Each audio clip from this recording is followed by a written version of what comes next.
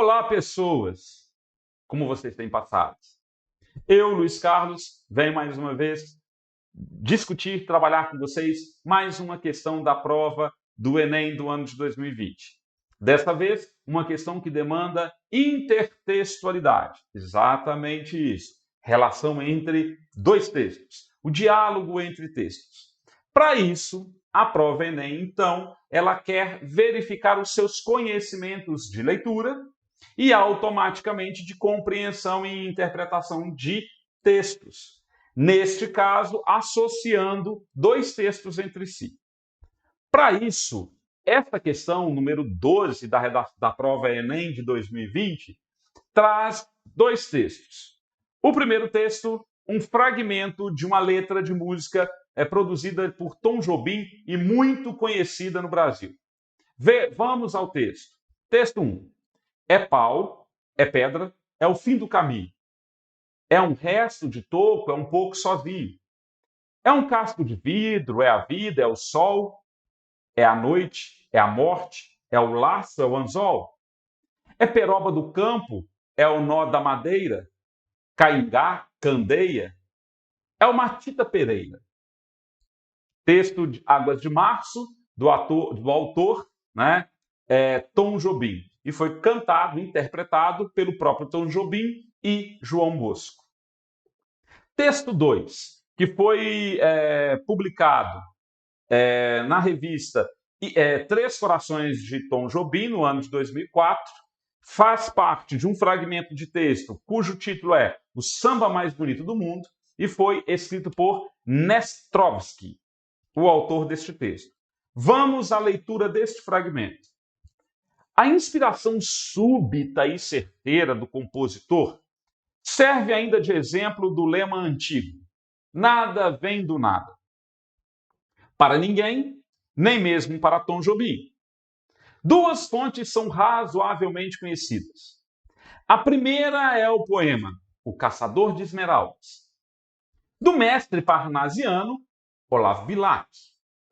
Foi em março, ao findar da chuva, quase à entrada do outono, quando a terra em sede, queimada, requeimada, bebera longamente as águas da estação. E a outra é um ponto de macumba, gravado com sucesso por J.B. Carvalho, do conjunto Tupi. É pau, é pedra, é seixo miúdo, roda a baiana por cima de tudo. Combinar Olavo Bilac e macumba já seria bom, mas o que se vê em Águas de Março vai muito além. Tudo se transforma numa outra coisa e numa outra música que recompõe o mundo para nós. Bom, o que a gente encontra então nessa proposta dessa questão? Nós identificamos aí dois textos. O texto 1, fragmento lá da letra de música, né, Águas de Março, de Tom Jobim, e o texto 2, um fragmento de texto do texto O Samba Mais Bonito do Mundo, de Nestrovsky. Observem que o texto 2, ele traz algumas observações referentes ao texto 1. Isso significa que há um diálogo entre esses dois textos, que há uma discussão entre esses dois textos. Estes textos colocados em diálogo, eles então perfazem aquilo que nós chamamos em língua e em linguagem de intertextualidade. Bom, o texto 2, então, ele é intertextual com o texto 1. Haja vista que o texto 2 cita, comenta e faz observações sobre o texto 1. Daí as marcas do que nós chamamos de intertextualidade. Um outro ponto também muito importante a se observar diz respeito, no texto 2, do fato de que nada no mundo, né, é novo, tudo é reconstruído. Então, que Tom Jobim, ao produzir a letra de música Águas de Março, se inspirou em dois outros textos. E, a partir dali, ele construiu um texto novo.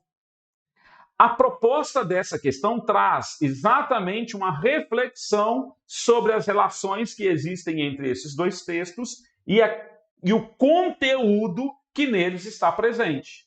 Vamos, então, à questão. Ao situar a composição, a letra de música, no panorama cultural brasileiro, né? Ou seja, a letra de música ela tem origem, né, em aspectos da nossa própria cultura, como, por exemplo, no poema, no parnasianismo, a partir de Olavo Bilac, e na cultura afro-brasileira, né, a partir de uma macumba, de uma música gravada por J.B. Carvalho, o que a gente, então, pode enunciar? O que a gente pode levantar como análise a respeito dessas relações?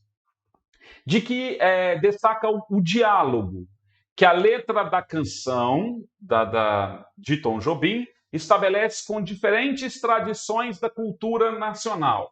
Então vamos lá. Produzir poema parnasiano é uma tradição da cultura nacional? É.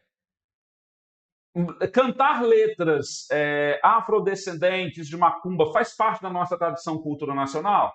Sim. Então eu posso garantir que a letra de música de Tom Jobim é uma confluência entre tradições de cultura nacional? Sim. Então eu tenho aqui a possibilidade de colocar a letra A como o gabarito dessa questão. Vamos para as outras. Singularidade com que o compositor converte referências eruditas em populares. Vamos lá? Converte referências eruditas em populares. A letra de música, o poema de Olavo Bilac é uma referência erudita? Sim, é um texto formal, técnico, beleza. Mas a canção de macumba, a batida de macumba, ela é uma referência erudita? Não, ela é uma referência popular. Então a gente elimina a letra B de bola. Letra C. Caráter inovador com que o compositor concebe o processo de criação artística. Se inspirar em outros textos para produzir um texto novo é inovador? É algo que ninguém nunca havia feito antes? Não, não é uma prática inovadora, né? O próprio, vamos aqui partir do princípio, usar como exemplo o hino nacional brasileiro. O hino nacional brasileiro ele tem essa característica de trazer elementos de outros textos para a sua construção. E o hino nacional ele é anterior às Águas de Março de Tom Jobim. Então, essa estratégia ela não é inovadora. Elimina a letra C. Letra D. Relativização que a letra da canção promove na concepção tradicional de originalidade. Vejam só essa letra D. É relativo, né? Essa letra de música, a canção de Tom Jobim, ela traz uma relativização sobre a concepção tradicional de originalidade. A forma como Tom Jobim, a técnica que ele usou, é uma concepção tradicional de originalidade, né? Todos os brasileiros, compositores, fazem uso da mesma técnica como uma tradição, né? Como aquilo que é original? Também não, porque não existe somente esta técnica de se inspirar em textos anteriores para produzir outros textos. Portanto, mais uma vez, eliminamos a letra D. E a letra E. Resgate que a letra da canção promove de obras pouco conhecidas pelo público no país. Quem diz que essas obras são pouco conhecidas? Por exemplo, Olavo Bilac é um poeta muito conhecido no país. Os seus poemas são muito conhecidos, inclusive transformaram-se em letras de música. Então, quando se diz que a canção de Tom Jobim ela resgata obras pouco conhecidas pelo público do país, essa informação traz para a gente um equívoco, uma falácia. Porque, por exemplo, são peças muito conhecidas pelas pessoas que estão diretamente vinculadas com a cultura afrodescendente, né? Cantar esse tipo de batida, de esse ponto de macumba, e também são muitas as pessoas que leem, estudam também Olavo Bilac. Então não são peças pouco conhecidas no país. São peças que têm muitos, né, brasileiros que as reconhecem, que já tiveram contato com elas, que as viram em algum lugar. Então eu elimino aqui a letra E, exatamente por não serem pouco conhecidas. A alternativa, portanto, a partir das nossas interpretações, que melhor atende ao que foi proposto na questão, é a alternativa letra A, de amor. Entre os textos 2 e 1, existe um diálogo em que a letra da canção estabelece com diferentes tradições da cultura nacional. Uma cultura um pouco mais erudita, né, a parnasiana, de Olavo Bilac, com uma cultura mais popular, que é um ponto de macumba, né, gravado por J.B. Carvalho. Está aí, então, mais uma questão que favorece a compreensão de uma leitura e o uso de repertório sociocultural. Quanto mais eu leio, mais fácil fica a compreensão de uma questão como essa.